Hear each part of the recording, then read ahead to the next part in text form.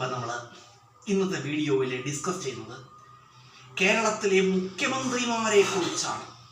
ഞാനിവിടെ പറഞ്ഞത് പുതിയകാവ് മാവേലിക്കരയുള്ള ദീപം ലോ അക്കാഡമിയുടെ LLB എൻട്രൻസ് സ്റ്റുഡൻസിന് ആവശ്യമായിട്ടുള്ള ക്വസ്റ്റ്യൻസുമായിട്ടാണ്. നമുക്ക് നേരെ എന്ത് ചെയ്യാം, ക്വസ്റ്റ്യനിലേക്ക് കടക്കാം. അപ്പോൾ കേരളത്തിലെ മുഖ്യമന്ത്രിമാർ, അപ്പോൾ നമ്മൾ ആദ്യമായിട്ട് EMSനെ കുറിച്ചും പറയുകയാണ്. EMS അപ്പം കേരളത്തിലെ ആദ്യത്തെ മുഖ്യമന്ത്രിയായിരുന്നു ആര്? EMS. കേരളത്തിലെ ആദ്യത്തെ മുഖ്യമന്ത്രി ആരായിരുന്നു? EMS ആയിരുന്നു. First chief minister of Kerala.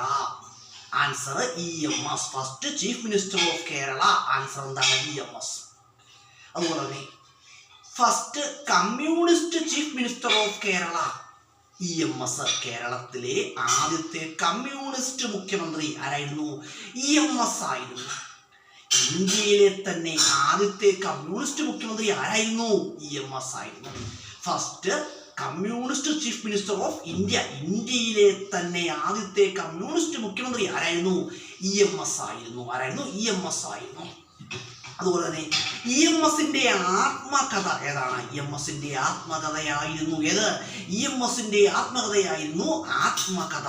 EMSന്റെ ആത്മകഥ ഓട്ടോബയോഗ്രഫി ഓഫ് EMS. ആൻസർ ആത്മകഥ.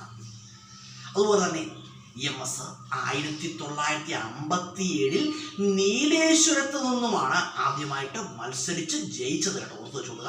EMS 1957 നീലേശ്വരത്ത് നിന്നും മത്സരിച്ച് ജയിക്കുകയുണ്ടായി. അതുപോലെ പറയുകയാണെങ്കിൽ EMSന്റെ പ്രധാനപ്പെട്ട കൃതികൾ ഏതൊക്കെയായിരുന്നു? EMSന്റെ പ്രധാന കൃതികൾ ഏതൊക്കെയാണ്? EMSന്റെ പ്രധാനപ്പെട്ട കൃതികളായിരുന്നു ഏതൊക്കെയാണ്?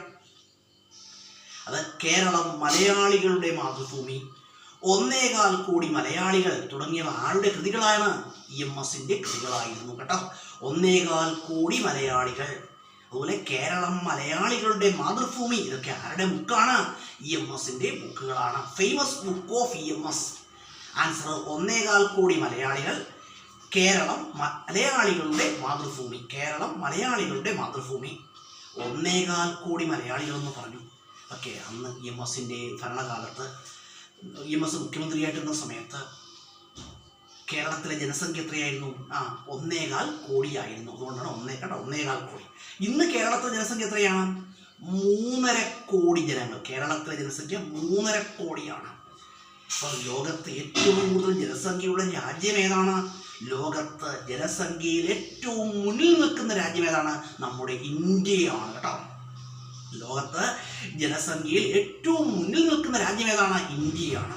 2023 കൂടി ഇന്ത്യ ചൈനയെ മറികടന്ന് ലോക ജനസംഖ്യയിൽ 1ാം സ്ഥാനം കൈവരിച്ചു. ലോക ജനസംഖ്യയിൽ ഇന്ത്യക്ക് 1ാം സ്ഥാനമാണുള്ളത് കേട്ടോ. ഇന്ത്യയിലെ ജനസംഖ്യ എത്രയാണെന്ന് വെച്ചാൽ 140 കോടിയാണ്. ഇന്ത്യയിലെ ജനസംഖ്യ 140 കോടിയാണ്. അതുപോലെ തന്നെ ഈ സെൻസസ് നടക്കുന്നത് എത്ര വർഷത്തിലൊരിക്കലാണെന്ന് അറിയാമോ? സെൻസസ് നടക്കുന്നത് 10 വർഷത്തിലൊരിക്കലാണ്. ഓർത്തിട്ടോണം, സെൻസസ് നടക്കുന്നത് 10 വർഷത്തിലൊരിക്കലാണ്. തെറ്റിപ്പോകുന്നത്. 5 വർഷത്തിലൊരിക്കലല്ല, 10 വർഷത്തിലൊരിക്കലാണ് എന്ത് നടക്കുന്നത്? സെൻസസ് നടക്കുന്നത്. അതുപോലെ തന്നെ EMSനെ കുറിച്ച് പറയുകയാണെങ്കിൽ EMS 1959 വിമോചന സമരത്തെ തുടർന്ന് EMS മന്ത്രിസഭ പിരിച്ചുവിടുകയുണ്ടായി കേട്ടോ. 1959 മന്നത്ത് പത്മനാഭന്റെ നേതൃത്വത്തിൽ വിമോചന സമരം നടത്തുകയുണ്ടായി. അതേ തുടർന്ന് EMS മന്ത്രിസഭ പിരിച്ചുവിടപ്പെട്ടു. അതുപോലെ തന്നെ നമ്മൾ EMS എന്ന് പറഞ്ഞു. ഇനി നമ്മൾ പറയുന്നത് പട്ടം താണുപിള്ളയെ കുറിച്ചാണ്. പട്ടം താണുപിള്ള കേരളത്തിലെ 2ാമത്തെ മുഖ്യമന്ത്രിയായിരുന്നു ആര്? കേരളത്തിലെ 2ാമത്തെ മുഖ്യമന്ത്രിയായിരുന്നു ആര്? പട്ടം താണുപിള്ള. പട്ടം താണുപിള്ളയെ കുറിച്ച് പറയുകയാണെങ്കിൽ പട്ടം താണുപിള്ളയുടെ രാഷ്ട്രീയ പാർട്ടി ഏതായിരുന്നു? Praja socialist party. Second chief minister of Kerala. Answer Pattom Thanu Pillai. അതുപോലെ തന്നെ political party of Pattom Thanu Pillai. Answer Praja socialist party. അതുപോലെ തിരുവിതാംകൂർ സ്റ്റേറ്റ് കോൺഗ്രസിന്റെ അധ്യക്ഷനാരായിരുന്നു? തിരുവിതാംകൂർ സ്റ്റേറ്റ് കോൺഗ്രസിന്റെ ആദ്യകാല അധ്യക്ഷനാരായിരുന്നു? ഇദ്ദേഹമായിരുന്നു കേട്ടോ. അതുപോലെ തിരുവിതാംകൂറിലെ ആദ്യത്തെ പ്രധാനമന്ത്രി ആരായിരുന്നു? Pattom Thanu Pillai. First prime minister of Travancore. Answer എന്താണ്? പട്ടം താണുപിള്ള. ഇനി നമ്മൾ ആരെക്കുറിച്ച് പറയുകയാണ്? ആർ ശങ്കറിനെ കുറിച്ച് പറയുകയാണ്. ആർ ശങ്കർ എന്ന് പറയുമ്പോൾ നമുക്കറിയാം കേരളത്തിലെ ആദ്യത്തെ കോൺഗ്രസ് മുഖ്യമന്ത്രി, first Congress chief minister of Kerala. Answer എന്താണ്? ആർ ശങ്കർ ആണ് കേട്ടോ. First Congress chief minister of Kerala. Answer R Shankar.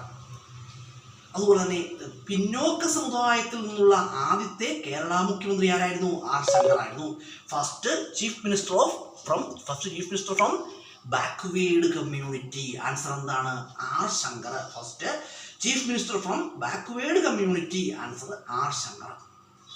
അതുപോലെ തന്നെ ആർ ശങ്കർ ആരംഭിച്ച ദിനപത്രം ഏതായിരുന്നു? ആർ ശങ്കർ ആരംഭിച്ച ദിനപത്രം ഏതായിരുന്നു? ആർ ശങ്കർ ആരംഭിച്ച ദിനപത്രമായിരുന്നു ദിനമണി എന്നായിരുന്നു ആർ ശങ്കർ ആരംഭിച്ച ദിനപത്രം. കേട്ടോ, ഓർത്ത് വെച്ചുകൊള്ളുക. ആർ ശങ്കർ ആരംഭിച്ച ദിനപത്രം ദിനമണിയായിരുന്നു. അത് നമ്മൾ കുറച്ച് ക്വസ്റ്റ്യൻസ് പറഞ്ഞു. നമ്മൾ ആർ ശങ്കറിനെ കുറിച്ച് പറഞ്ഞു. ഇനി കുറച്ച് ക്വസ്റ്റ്യൻസ് ഉണ്ട്. സി അച്യുതമേനോൻ മുതൽ കുറച്ച് ക്വസ്റ്റ്യൻസ് ഉണ്ട്. അപ്പം വരും വീഡിയോയിൽ ഡിസ്കസ് ചെയ്യാം. ലിങ്കിങ് ക്വസ്റ്റ്യൻ പറഞ്ഞുതരാം. ഇപ്പോൾ എത്രാമത്തെ നിയമസഭയാണ് നടക്കുന്നതെന്ന് അറിയാമോ? ഇപ്പോൾ നടക്കുന്നത് 15ാമത്തെ നിയമസഭയാണ്. ഓർത്ത് വെച്ചോളൂ, ഇപ്പോൾ നടക്കുന്നത് 15ാമത്തെ നിയമസഭയാണ്. അതുപോലെ തന്നെ ഇപ്പോൾ ഈ 2024 നടന്നത് എത്രാമത്തെ ലോകസഭാ ഇലക്ഷനാണെന്ന് അറിയാമോ? 2024 നടന്നത് 18ാമത്തെ ലോകസഭാ ഇലക്ഷനാണ് കേട്ടോ. ഓർത്ത് വെച്ചോളുക, 2024 നടന്നത് 18ാമത്തെ ലോകസഭാ ഇലക്ഷനാണ്. ഒരു തൊഴിലുറപ്പ് പദ്ധതി പ്രകാരം ഏറ്റവും കൂടുതൽ വേതനമുള്ള ഇന്ത്യൻ സംസ്ഥാനം ഏതാണെന്ന് അറിയാമോ? തൊഴിലുറപ്പ് പദ്ധതി പ്രകാരം ഏറ്റവും കൂടുതൽ വേതനമുള്ള ഇന്ത്യൻ സംസ്ഥാനം ഏതാണ്? ഹരിയാനയാണ്. 374 രൂപയാണ് തൊഴിലുറപ്പ് പദ്ധതി പ്രകാരം ഹരിയാനയിലെ വേതനം. കേട്ടോ, അതുപോലെ തൊഴിലുറപ്പ് പദ്ധതി പ്രകാരം കേരളത്തിലെ വേതനം എത്രയാണ്? 346 രൂപ. എത്രയാണ്? 346 രൂപയാണ്. അതുപോലെ തന്നെ നമ്മൾ കുറച്ച് ക്വസ്റ്റ്യൻസ് പറഞ്ഞു. ഈ ക്വസ്റ്റ്യൻസ് എന്താണ്? മോസ്റ്റ് യൂസ്ഫുൾ ആയ ക്വസ്റ്റ്യൻസ് ആണ്. നമുക്ക് അടുത്തൊരു വീഡിയോയിൽ ഡിസ്കസ് ചെയ്യാൻ. മറ്റൊന്നുമല്ല, ഫോണിൻ്റെ ചാർജ് വളരെ കുറവാണ്. അതുകൊണ്ട് ഈ ക്വസ്റ്റ്യൻസ് പറഞ്ഞാൽ പെട്ടെന്ന് ഈ ഫോൺ ഓട്ടോമാറ്റിക്കായിട്ട് ഓഫായി പോകും. അതുകൊണ്ട് നാളെ ഈ വീഡിയോയുടെ ബാക്കിയുള്ള ക്വസ്റ്റ്യൻസ് നമുക്ക് അടുത്തൊരു വീഡിയോയിൽ ഡിസ്കസ് ചെയ്യാം. തൽക്കാലം നിർത്തുവാണ്. അപ്പോൾ നമ്മുടെ വീഡിയോ കാണുന്നത് തുടർച്ചയായിട്ട് കാണുക.